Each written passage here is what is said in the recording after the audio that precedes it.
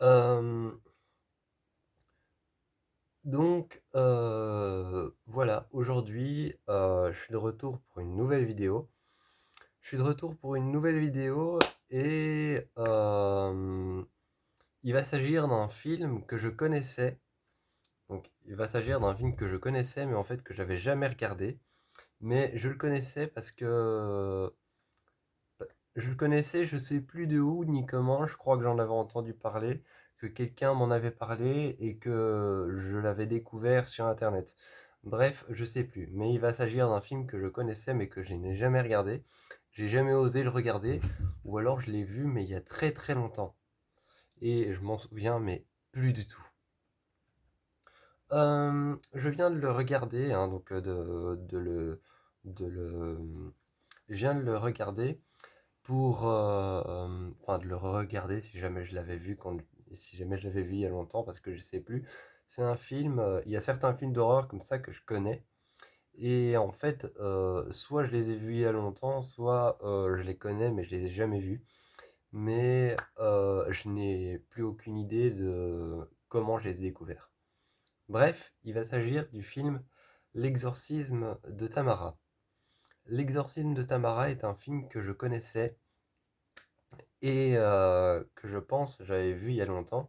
Je crois que ça commence à me revenir. Je l'avais vu il y a très longtemps et donc j'en avais aucun souvenir.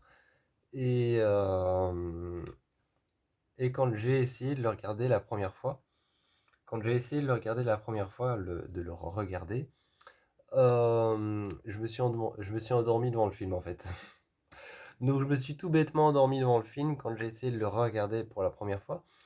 Et là, je l'ai regardé, mais j'ai su aller jusqu'à la fin. Le film dure 1h33. Donc le film dure 1h33. C'est un film... j'allais dire que c'est un film assez long. Et c'est pas un film qui est assez long, mais en fait, dans l'ensemble, quelque part, il est assez long parce qu'en fait, il prend beaucoup, beaucoup de temps à s'installer. Donc, quelque part, ouais, il est assez long.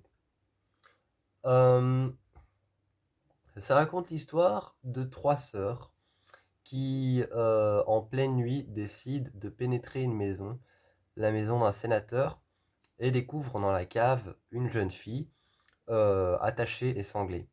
Lorsqu'elle la laisse sortir, il y a un cauchemar qui commence. Donc, les sœurs qui cambriolent la maison donc en fait elles cambriolent la maison pour récupérer de l'argent en liquide et qu'elles vont voler à ce sénateur pour pouvoir payer une dette énorme.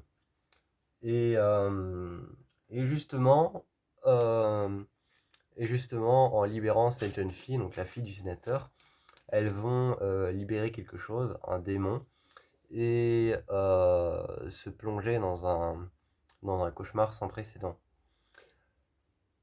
J'ai trouvé, alors déjà avant de passer à la séquence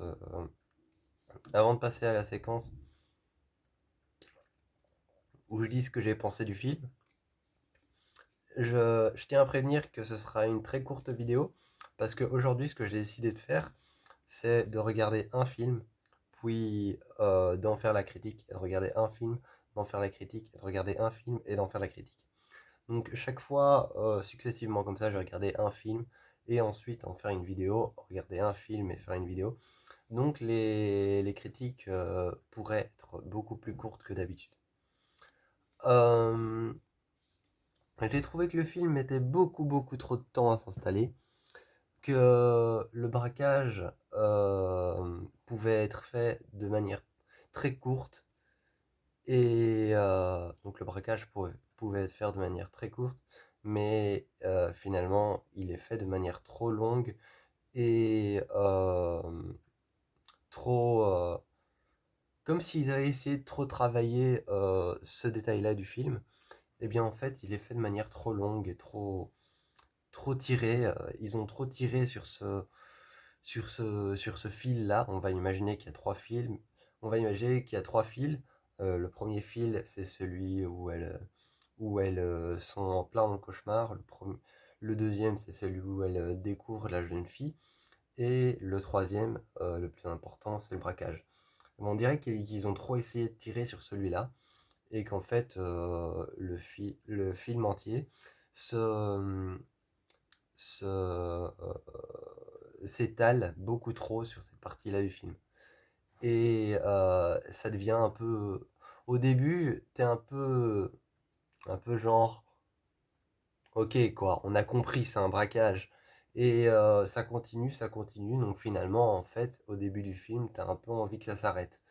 Mais une fois que ça commence, t'as un peu envie que ça continue. C'est comme si le film te demandait... C'est comme si le film tirait trop sur ce passage-là, et alors t'es emmerdé, t'as envie que ça s'arrête. Et puis une fois que le démon apparaît, là, le film te laisse une totale liberté d'expression sur le démon. Il y a plein de choses qui se passent en même temps, et donc t'es attiré, t'es en haleine avec le film. Donc t'es tiré en haleine avec le film parce que quand le démon est là, il se passe plein de choses en même temps, il y a plein de retournements de situation. Il y a un moment où l'une des sœurs voit sa sœur reclue dans la baignoire en train de dire il m'a obligé à le faire, il m'a obligé à le faire. Et puis elle voit sa troisième sœur, son autre sœur, dans le parking en train de fixer quelque chose vers le haut. Et c'est sa sœur qui était dans la baignoire qui est pendue dans le vide avec des draps. Et donc, chaque fois, il y a des trucs comme ça qui s'entremélangent quand le démon fait son apparition. Mais le braquage met beaucoup trop longtemps. Sinon, le film est un bon film. J'ai trouvé que le démon était assez spécial et particulier, ce qui rendait une atmosphère plutôt, plutôt malsaine au film.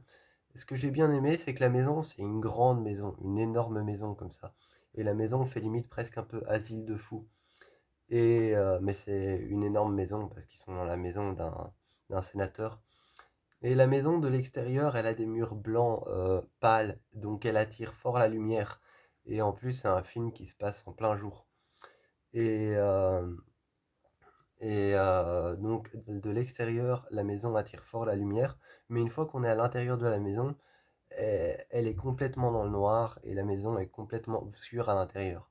C'est ce que j'ai aimé dans la maison, c'est ce mélange, c'est ce mélange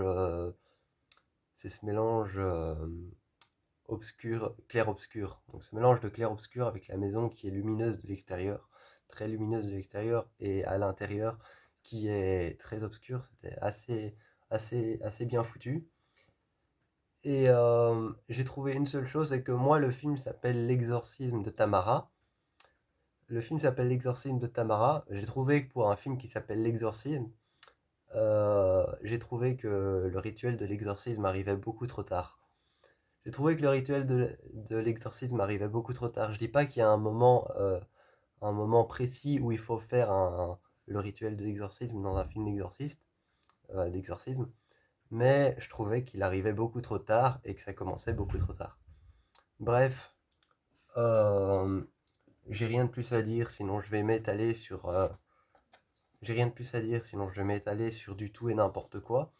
Mais pour ce qui est du film L'exorcisme de Tamara, je vous encourage quand même à aller le voir si jamais ça vous intéresse. Si comme moi vous êtes des grands fans de films d'exorcisme.